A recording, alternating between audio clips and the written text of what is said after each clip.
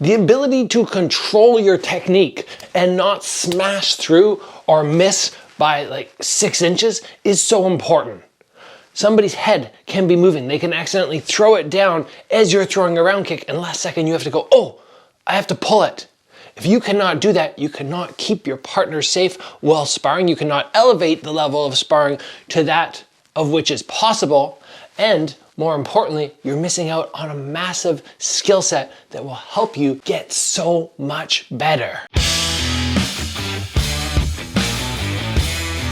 So very often when we go to the gym and we're hitting the bag, we're hitting the pads, we're thinking power. It's all about the power.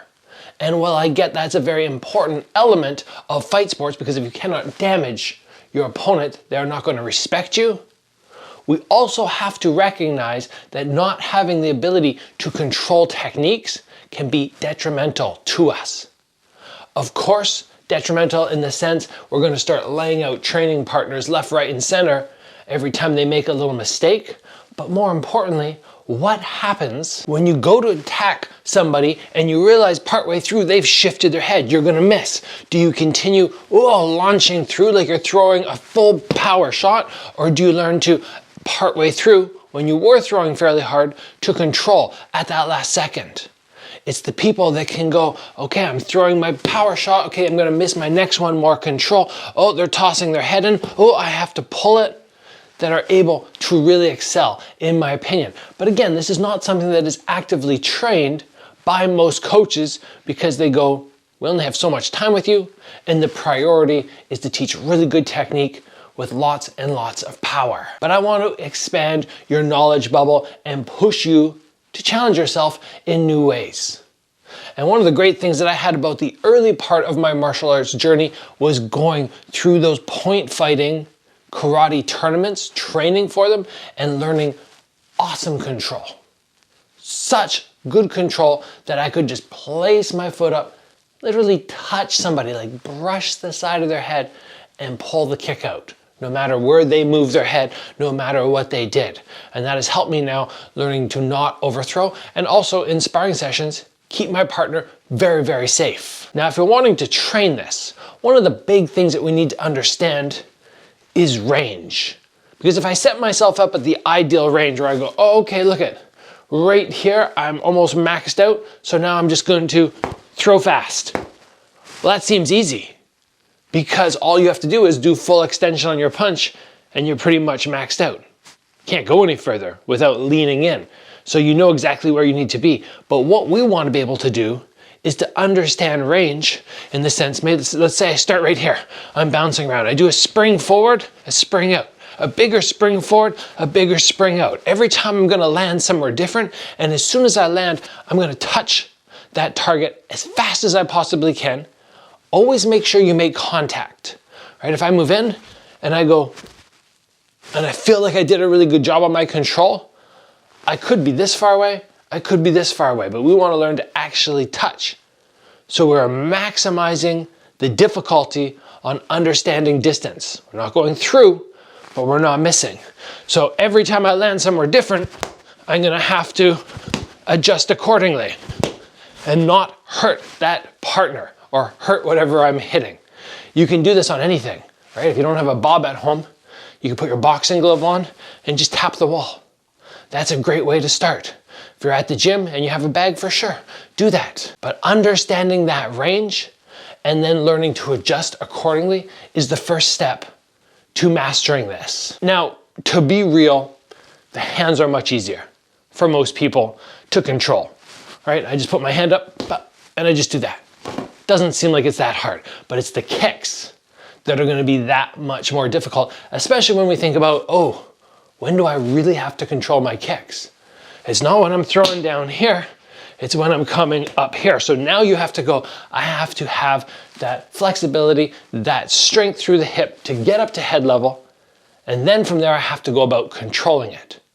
So remember, you can't just go in and start, blasting off head kicks, going, oh, I'm gonna get this control down without already getting your flexibility. You don't have to be able to do a full massive split, but I'd say getting to about here is a good thing to start at, right? If you're trying to figure out how do I go about increasing it, what I could do is I go to my max position here. I get to my max split, and I could almost push my feet into the ground with my arms and try and bring my legs together. But you're gonna stop yourself from being able to do that. You're gonna squeeze your legs in for 2, 3, 4, 5 seconds. Squeeze, squeeze, squeeze. Relax, and then push your hips out a little bit more.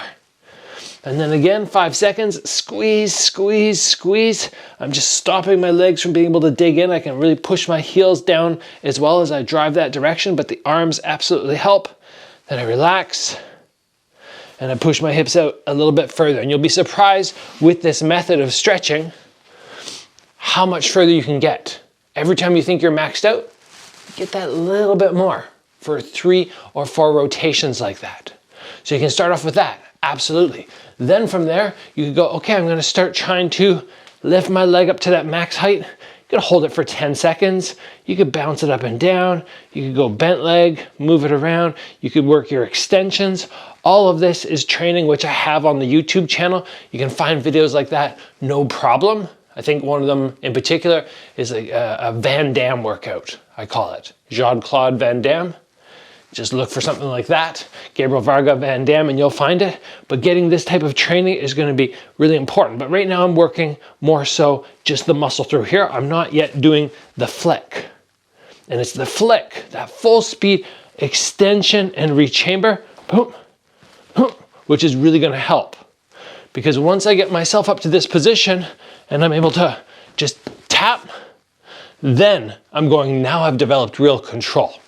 But just placing it up, that's not as much control in a difficult level because nobody's gonna be there, right? You're gonna start your kick, you're gonna be going, oh, here comes my controlled kick, and they're gone. We want fast ones. And remember, the most important thing here to consider is this is not just beneficial for this guy, but it's beneficial for you. Because if you go to throw your round kick and all you know how to do is boom, I'm blasting through, and this guy stepped back a second ago. You're putting so much energy into it, right? You don't need to blast through. But if I go really fast at first, I'm like, oh, okay, no.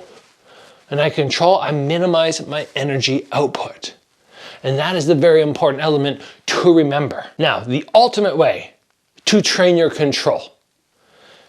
This is something that many people miss. In shadow boxing, that's pretty much it. You're gonna do your shadow boxing, and yes, sometimes you rip shots through, you throw everything really hard, and sometimes you go, okay, instead of my hook coming right through, I control it. Instead of my round kick coming through, I control it.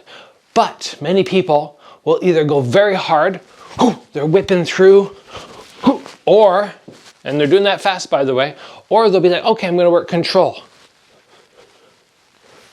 But again, we don't want slow control, we want fast control. So as you're working your shadow, you're going, okay, the guy's head is kind of here. Boom. I only go halfway. Slip, small uppercut. Boom, boom. I don't need to do everything slow and controlled. We want fast and controlled. Shadow boxing is the perfect spot to work it when you're at the gym. Because when you do get to the pads, I understand you want to work that power. So this is an idea that I want everybody to try to wrap their head around, incorporate into your training. Like I said, it'll benefit you, it'll benefit anybody you are sparring with, and skill set wise, you're gonna feel it. You're gonna notice that difference. And I think in a month or two after training this, you're gonna go, huh, thanks Gabriel. I didn't think it would help, but it really did. That's it guys. I will see you back here very soon.